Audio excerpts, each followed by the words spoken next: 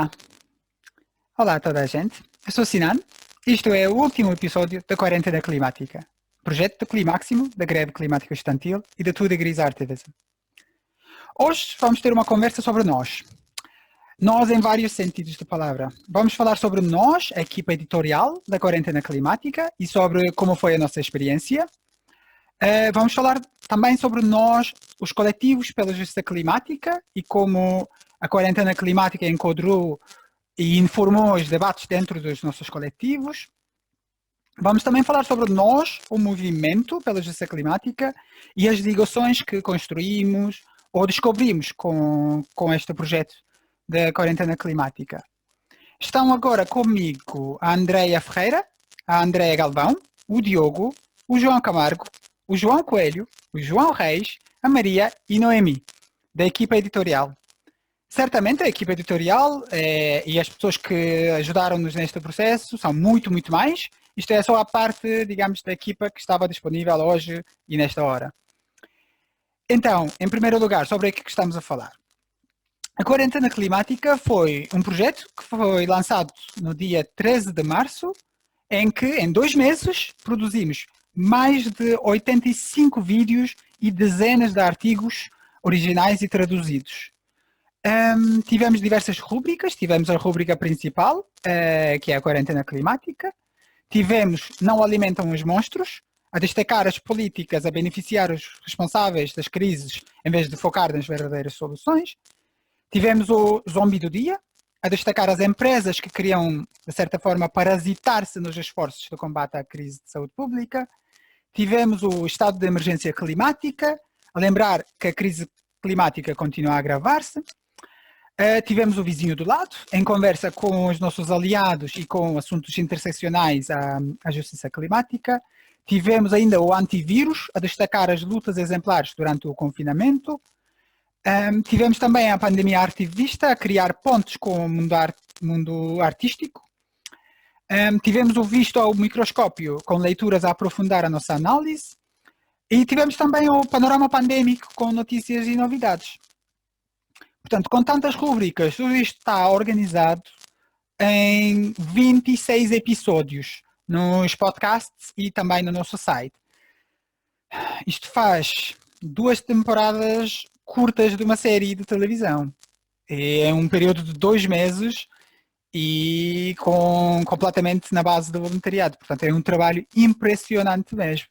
E queremos falar um pouco sobre o projeto em si hoje.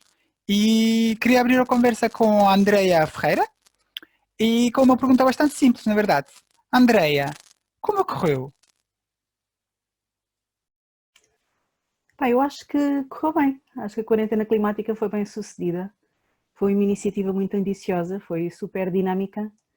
Conseguimos dar alguma alternativa de conteúdos políticos atuais e críticos à comunicação mainstream, que foi um bocado dominada pela pandemia. E começámos também a sair um bocadinho da bolha ativista com quem habitualmente comunicamos.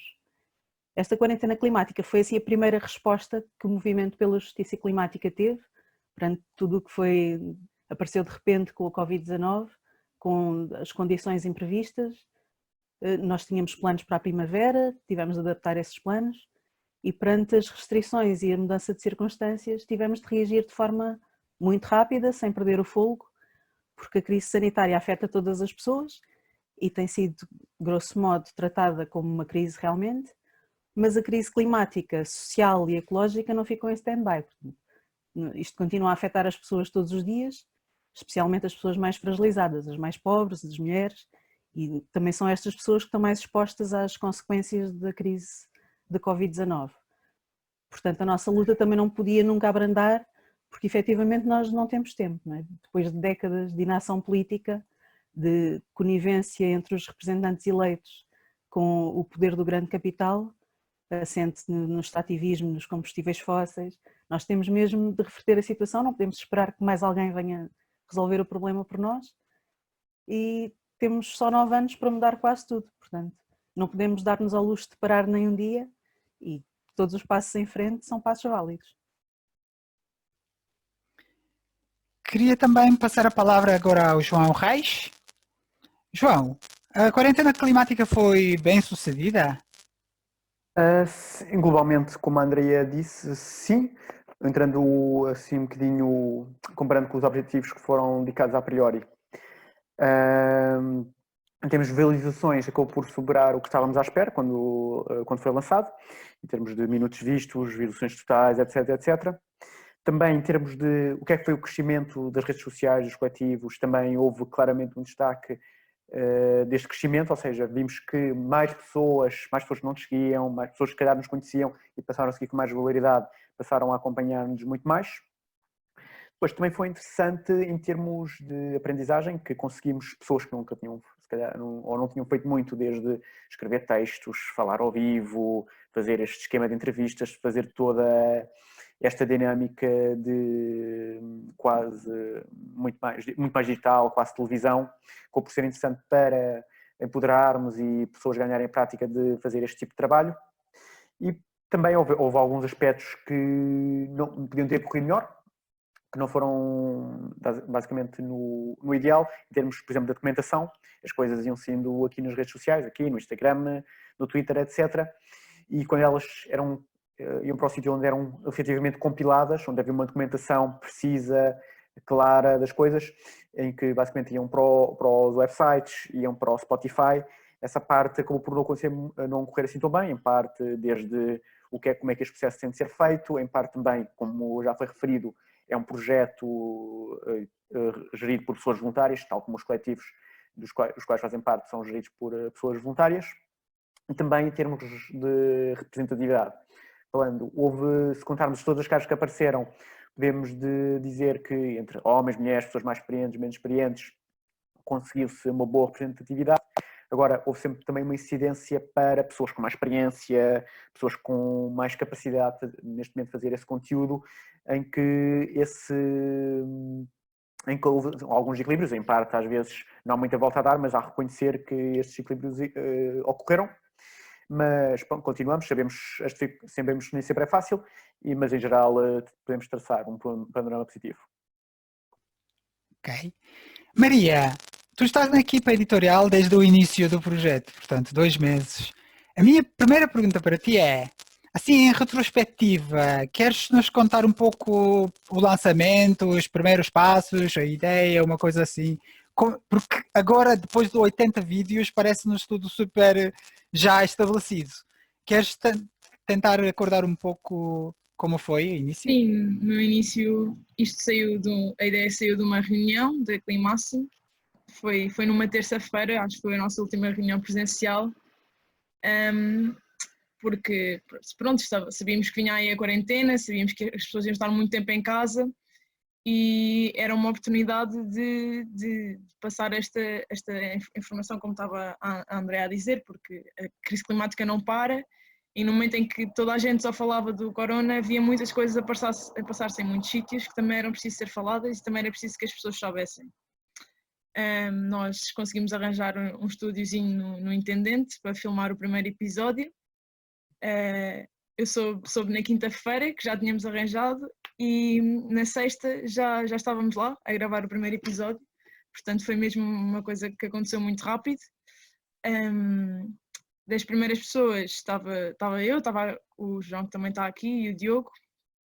Na altura acho que gravámos uma emergência e 2 zombies e um monstro. Estavam tudo um bocadinho mais tremido, também foi nessa altura que foi daí que saiu a ideia de os monstros serem debaixo das mesas e do zombie ser feito às escuras.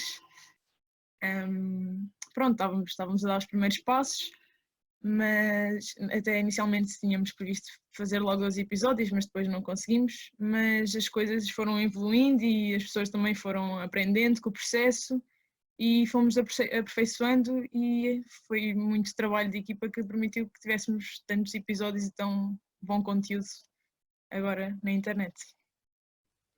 Sim, é incrível, não é? Porque também de certa forma estamos a falar de.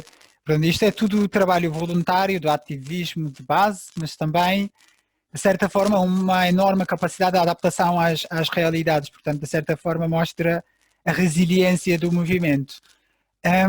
Eu queria passar a bola à Noemi para contar-nos um pouco como foi o processo. Então, ao início decidimos organizar reuniões editoriais cada 2 dias. A frequência das reuniões diminuiu quando o processo já estava bem organizado e conseguimos antecipar mais. Para essas reuniões eram convidadas todas as ativistas dos coletivos que participavam na quarentena climática e que tinham disponibilidade para fazer isso. Nas reuniões eram discutidas as notícias dos últimos dias, os temas que queríamos abordar, e era criar um calendário para planificar o dia e o horário da publicação de cada segmento. E as pessoas podiam escolher o segmento no qual queriam participar em função do seu interesse, da sua disponibilidade. Essa pessoa ficava encarregada de pesquisar mais notícias sobre esse tema, filmar em casa e enviar o material para uma pessoa responsável para montar isso. Existia, por fim, responsáveis para publicar todos os episódios nas redes. Poder organizar isso online tive muitas vantagens, por exemplo, ficar cada um na sua casa, e também para mim foi muito bom porque decidi voltar para a França para estar mais perto da minha família, e durante esse período, mas mesmo assim, consegui seguir envolvida no ativismo e no projeto da quarentena climática. Boa. Agora, passando um pouco para o back-office. O João Coelho, tu não sei se gostarias de acrescentar alguma coisa. Estiveste muito a trabalhar, digamos, na cozinha da quarentena climática. Sim, nós ao início não tínhamos muitos lives, mas depois estávamos a fazer uma média de 2 lives, 2 em 2 dias, e eu decidi que devíamos editar os lives do Facebook para as outras redes, para ficar uma coisa mais bonita, mais organizada. E tive a editar, cheguei a editar às 4 da manhã, depois do meu filho acordar, e decidi, havia alturas em que editava a essa hora, e depois publicava no YouTube, e depois usava esses vídeos do YouTube mais bonitinhos, não em live, e usava, por exemplo, no Twitter para publicar, para também acrescentar views ao YouTube e divulgar as nossas histórias e as nossas narrativas em outros sítios que não só no Facebook. Sim, é um enorme trabalho de manutenção e de pós-produção também, não é? Exato. Entretanto, tivemos também a enorme sorte e honra de envolver muito mais pessoas, coletivos e movimentos também. André Galvão, queres contar-nos um pouco sobre esta parte, talvez? Sim, eu acho que foi super interessante. Nas páginas da Greve Climática Estudantil tivemos 2 iniciativas que funcionaram nesse sentido. Tivemos o Vizinho do Lado, em que falámos com vários especialistas, pessoas de outros coletivos, e percebemos a interseção da luta por justiça climática com tantos outros assuntos, como economia, feminismo, antirracismo, habitação, entre vários outros tópicos. E acho que foi uma oportunidade excelente para descentralizar o conhecimento, porque muitas vezes percebemos que as pessoas mais precisadas estão nas maiores cidades, em Lisboa, no Porto, e foi uma oportunidade de trabalhar com ativistas da Greve Climática Estudantil por todo o país de uma forma muito mais acessível, porque era tanto igual de estar a trabalhar com alguém de Guarda como alguém de Lisboa por causa da situação de pandemia. E acho que uma experiência muito interessante foi a da Pandemia Artivista, em que a todas as quartas e sextas fizemos lives com artistas, e foi muito diferente porque no Vizinho do Lado estávamos a falar com pessoas que em geral já tinham um pouco mais de consciência sobre alterações climáticas e o que é que se passa e os problemas sistémicos, e com artistas era muito diferente, e mesmo, não só nos lives, mas as conversas de preparação para o live, tínhamos pessoas que não sabiam muito bem sobre como é que se podiam envolver, mas queriam de certa forma ajudar a participar, e a comunicação era totalmente diferente. Acho que das experiências que eu achei mais marcante foi com a Nitri, com quem eu e o Diogo tínhamos falado para o Galp Fall dia 24, e depois percebemos que ela havia um sentido de responsabilidade enorme na arte que fazia, só não sabia muito bem como se envolver e como envolver os fãs dela em Cabo Verde. E foi muito interessante nesse sentido participar nestas iniciativas. Tivemos também o mundo académico nas conversas da quarentena climática e não só. João Reis, talvez podes querer acrescentar algumas coisas sobre esta parte. Sim, quer dizer, em boa parte os coletivos que estão envolvidos têm um trabalho mais político, também mais coisas de rua, Mas quem nos acompanha pode ver desde ciência climática, desde todas as outras áreas, existe sempre e nunca é descurado, e muitas vezes até acaba por ser um trabalho super bem trabalhado e é muitas vezes enfatizado, que é desde do pensamento, da ciência por aí fora. E, portanto, não descurámos isso e falámos muito com também académicos e vieram de áreas desde a antropologia, pessoas desde a física, pessoas da economia. Portanto, conseguimos fazer um leque e falar com um grande leque de pessoas de todos estes meios. Foi também muito interessante. Eu agora, depois de André e João, queria também aproveitar este momento para agradecer a todas e todas que participaram nas várias rúbricas da quarentena climática, sejam as organizações e coletivos, sejam as pessoas envolvidas, que ajudaram-nos a aprofundar o nosso entendimento da crise de saúde pública e as injustiças sociais e climáticas que a acompanham também. Eu não vou aqui tentar listar uma lista de agradecimentos, com medo de esquecer-me de alguém. Contudo, queria aproveitar para agradecer à Het Active Fund, que no meio da quarentena climática ofereceu-nos um financiamento que nos garantiu uma parte de hardware e software para realizar as sessões. E obviamente queria agradecer a todas e todas que nos acompanharam nesta maratona toda. Agora queria passar a bola ao Diogo. Diogo, como é que achas que foi recebido a quarentena climática? Acho que, tendo em conta a nossa experiência e o facto de isto para nós ser tudo novo, eu acho que a receptividade foi incrível. Deu para ver logo desde o início que tínhamos muito mais gente a seguir-nos nas redes sociais onde nós estávamos a partilhar a quarentena climática. Também passou a haver muito mais interação. Nós não estávamos a fazer este género de comunicação nem dentro do Climáximo, nem dentro dos outros coletivos que se vieram juntar à quarentena climática, e foi sempre em crescendo. Claro que há momentos que nós conseguimos olhar para trás e ver, bem, ali claramente houve muito mais atenção, tivemos convidados também muito, muito bons, tanto na pandemia artivista como também mesmo na quarentena climática em direto, que tivemos vídeos com 5.000, 6.000 visualizações, portanto estamos a falar já de um alcance bastante grande e que deve ainda mais ser realçado, tendo em conta a falta de experiência que havia dentro dos coletivos, o facto de estarmos a fazer isto de uma forma voluntária. Algumas das pessoas, como há bocado o João Coelho falava e a Andréia também, têm filhos, portanto isto é no meio de uma crise de saúde pública também, a ver este grupo de pessoas um bocado malucas que decide que é boa ideia fazer um modelo e um formato como a quarentena climática. Portanto, a receptividade foi muito boa, nós decidimos ficar por aqui, já vamos ver o que é que são os próximos passos e falaremos sobre isso, mas sem dúvida acho que olhando para trás, e o João Reis também já falou sobre isso, o balanço até agora tem sido bastante positivo e esperamos que as pessoas que nos passaram a acompanhar agora e as que já nos acompanhavam, que possam seguir-nos neste percurso daqui em diante. O João Camargo, queres acrescentar alguma coisa? Eu? Sim, queria dizer aqui umas coisitas. Vou mesmo partilhar aqui vou fazer uma revisão estatística do que é que significaram estas sessões todas que nós tivemos. Agora deixa eu ver. Primeiro eu queria assinalar o milagre que é o meu computador ter sobrevivido a este périplo de fazer inúmeros lives, vários momentos em que demorou muito mais a entrar do que devia, exatamente porque ele morria, desligava-se, coisas assim, que são aquelas boas coisas para acontecer enquanto estamos a fazer uma coisa ao vivo. Mas foi, fizemos tantos lives que as coisas foram-se normalizando. Então eu queria dizer assim, uns números assim a correr. Tivemos desde o início até ontem 113.100 minutos de visualizações, o que significa 1.890 horas de visualização, o que significa 79 dias de visualizações.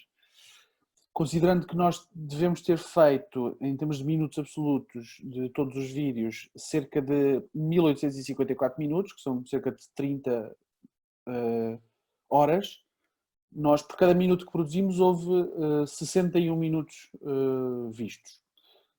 em termos de aqueles que foram os programas mais vistos, o Diogo falou há bocadinho de 5.000, mas nós tivemos pelo menos 5 programas que tiveram mais de 5.000 visualizações. Aqui temos o top, mas tivemos muitos programas com muitos milhares de visualizações, com convidados, e isto aconteceu particularmente na fase quando começou a avançar mais. No início as pessoas estavam a tentar perceber o que é que isto era, não é? E os lives tiveram muito mais visualizações, como é normal. Ainda assim, devo dizer que não conseguimos bater os recordes históricos dos vídeos do Climáximo, que são um vídeo de 2016, que é o Falemos de Furos, que tem 500.000 visualizações, e a invasão do Ministério do Ambiente, que tem 50.000 visualizações. Mas a Quarentena Climática entrou para o top 10 histórico, com 5 vídeos que passaram a estar nos 10 primeiros da história do Climáximo. Agora eu vou tentar. Agora acontece sempre esta coisa, que é eu quero abrir uma janela ao lado e não posso porque tem a porcaria da coisa do zoom em cima a chatear. Que é boda estúpido, não faz nenhum sentido. Mas pronto, há de se conseguir chegar lá. Eu vou conseguir chegar lá. Vou, entretanto, dizendo os números. Nós tivemos 3.000% de aumento de visualizações em relação ao período igual anterior.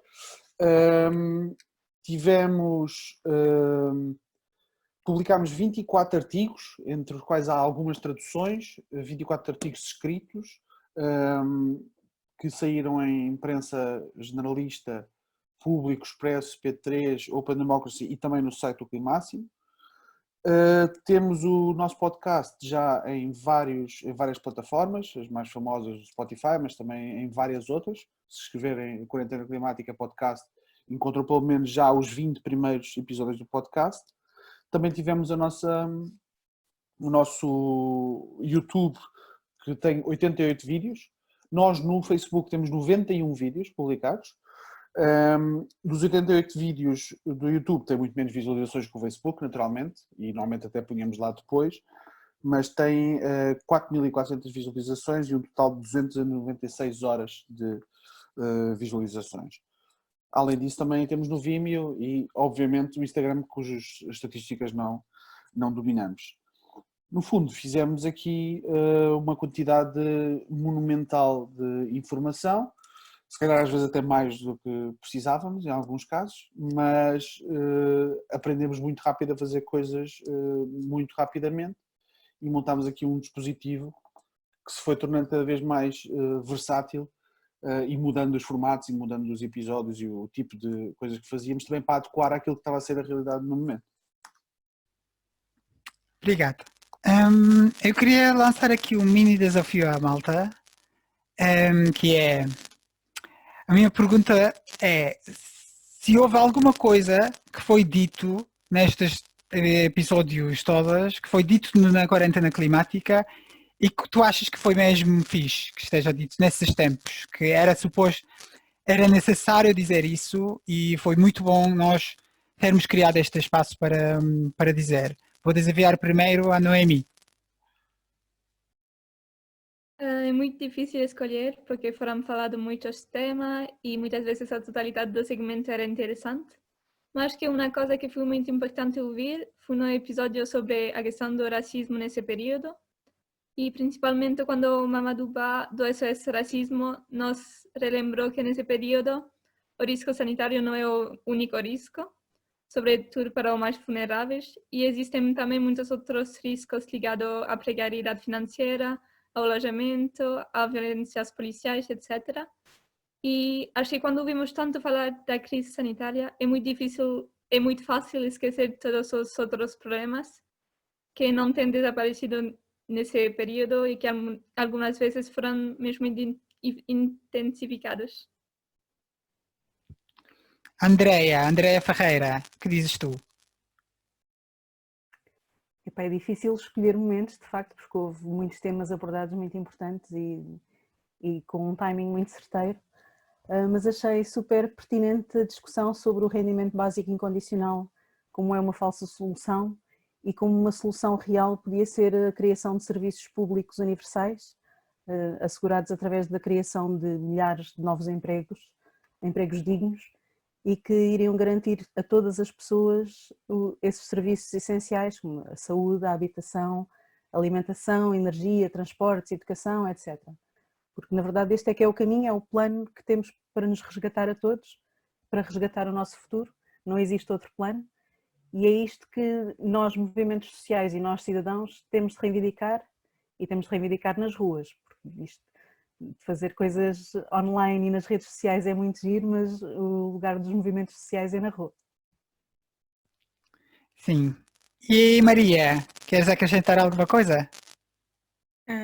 Eu também acho impossível escolher um momento que tenha sido mais importante, porque acho que foi super importante tudo o que falámos, desde a crise climática, de alterações de problemas que estão a acontecer agora, desde problemas e opressões em outros países. Nós não fazemos ideia do que está a acontecer, mas se tivesse que dizer algum, eu agora falava no vídeo, especialmente o teu, falaste sobre o teu texto de resgatar, sobre resgatar as pessoas e os empregos, porque pronto, agora já acabou a quarentena e vamos todos voltar à rua e acho que agora é mesmo o momento em que temos de dizer que não podemos voltar à normalidade e pronto, é um bocadinho isso também, a propósito da nossa manifestação em junho. Boa, sim, eu também queria um pouco passar para olhar agora um pouco para o futuro também, porque o confinamento está a ser levantado e agora estamos a entrar numa outra fase que eu chamo choque das normalidades, clash of the normals, né?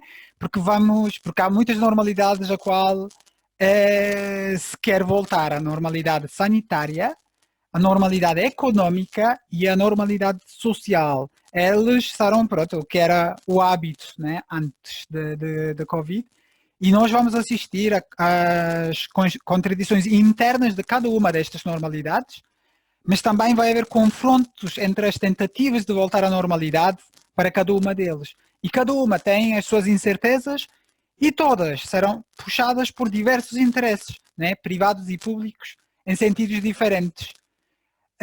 Andréa Galvão, como vai ser o pós-corona?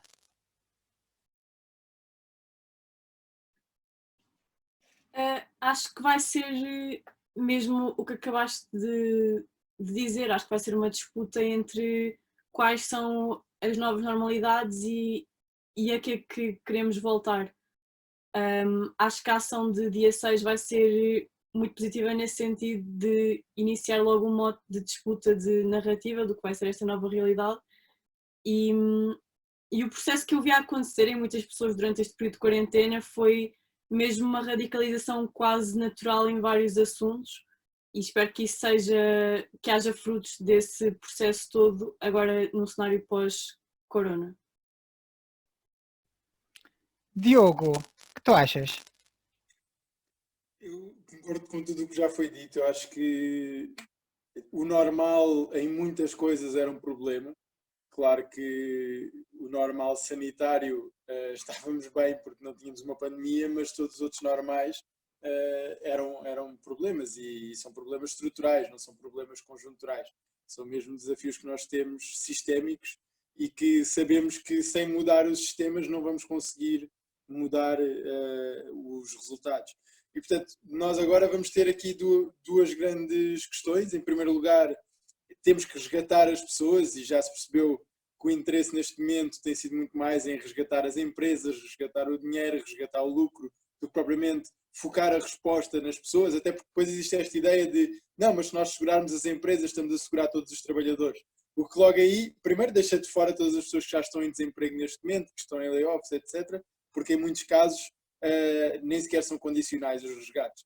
E por outro lado, mesmo resgatando as empresas, nós vemos que as empresas, a maior parte das vezes, acabam por não resgatar os trabalhadores também. Portanto, é uma falácia, apesar de ser algo que está no senso comum, é algo que não tem factos que suportem que isto vai acontecer. Portanto, tem que haver, em primeiro lugar, um grande foco em resgatar as pessoas, em garantir que todas as pessoas têm acesso às necessidades básicas, àquilo que que há pouco falava a Andreia, serviços públicos, no fundo temos que caminhar para um caminho de serviços públicos universais em que, independentemente de qualquer condição, seja o meu rendimento, seja outra coisa, eu tenho acesso ao que é básico para eu poder viver, mas depois, por outro lado, também é um momento de nós resgatarmos mesmo o nosso futuro e de nós conseguirmos ter não só um resgate às pessoas que resolvam os problemas agora, mas também mudar sistemicamente aquilo que tem que ser mudado sistemicamente e reorientarmos a economia para um cuidado muito maior com a vida, em vez de ser outra vez um cuidado com o dinheiro,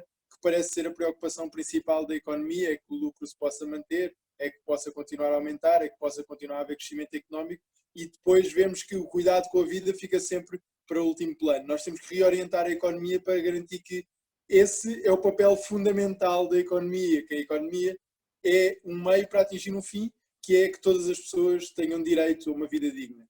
E, portanto, nós pessoalmente, enquanto coletivo, já estávamos a trabalhar em empregos para o clima, já trabalhávamos em narrativas que aliavam muito a questão de como é que resolvemos a crise climática de uma forma em que diminuímos a precariedade e em que aumentamos o emprego. Neste momento, essa agenda é ainda mais relevante e tem que ser, não é por acaso que vamos sair à rua no dia 6, tem que ser mais abrangente também. Portanto, tem que ir muito além de empregos para o clima, tem que ser empregos para o clima, empregos para a saúde, empregos para a educação, empregos para a habitação, etc, etc, etc. Temos que garantir que, se resgatam as pessoas e 2, se reorienta a economia para o cuidado com a vida. Boa. Na base disto, eu queria perguntar à Maria.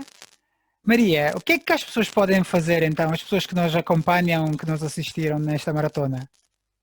Então, primeiro para verem os nossos episódios, como já viram, podem seguir as redes tanto da Greve Climática Estudantil como do Climáximo.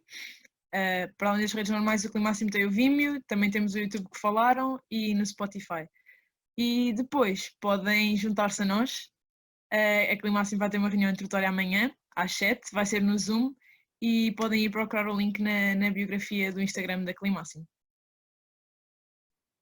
E podem sair à rua connosco em junho, claro. Alguém pode pôr nos comentários esse link? Queria também lembrar Posso tentar pôr? que tudo está bem arquivado no Spotify, no Vimeo, no YouTube e no site do Climáximo, todos os episódios. Podem sempre consultar as conversas que tivemos. Algumas foram mais sobre a atualidade, mas muitas são interessantes reflexões sobre o mundo em que vivemos e sobre o que pode ser o nosso futuro também. Agora, o João Camargo, a malta quer saber o que é que vai acontecer à quarentena climática? Conta-nos lá. Parece que vamos conseguir desviar cerca de 300 milhões dos 850 milhões de euros do novo banco que foram entregues para salvar, não sei, é preciso sempre salvar qualquer coisa lá, para poder haver uma reconversão do nosso modelo.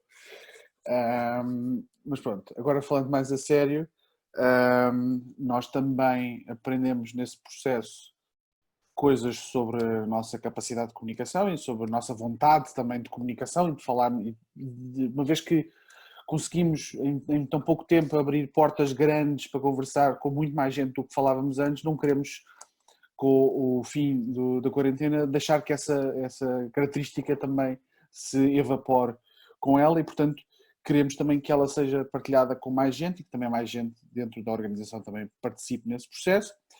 E para isso vamos mudar, vamos reconfigurar todo o modelo.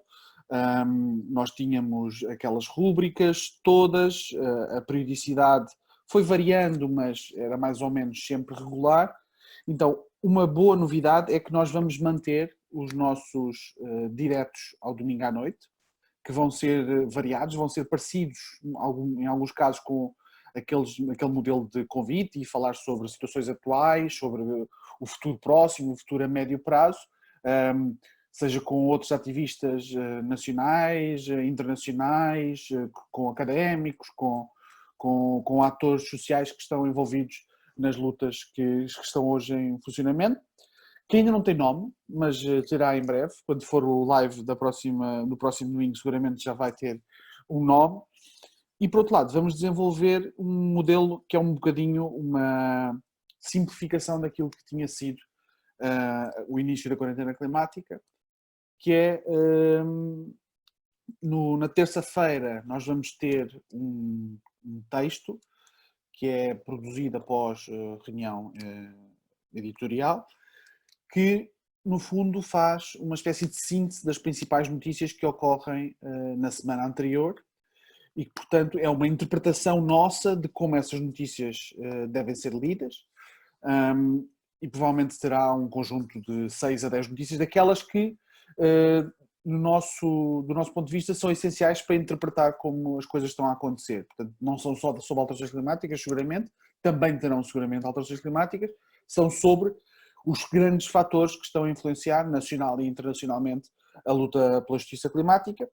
E na sexta-feira sairá um outro texto, que será sempre um artigo de opinião, que expandirá ou uma dessas notícias ou qualquer notícia que tenha surgido entretanto, porque outra coisa que também percebemos com este processo é que às vezes decidirmos com 4 ou 5 dias de antecedência aquilo que vai ser um tema de um debate 4 ou 5 dias depois torna-se um pouco irrelevante, porque no meio há uma hecatombe que acontece e portanto vamos ter estes terças, sextas e domingo, vamos ter espaço informativo e vamos manter um espaço de vídeo e de debate que queremos que prolonga a nossa dinâmica e quem sabe até acelere em relação àquilo que fizemos até agora. Muito obrigado. E muito obrigado também à equipa editorial por partilharem aqui as vossas experiências neste episódio. Muito obrigado à equipa editorial alargada que não está aqui também. É um orgulho participar na construção deste movimento que constantemente se reinventa. Muito obrigado também a todas e todos que nos seguem e que espalharam a palavra nas redes sociais. Este foi o último episódio da Quarentena Climática. Seguem-nos no nosso site e nas redes sociais e juntem-se à luta. Até já!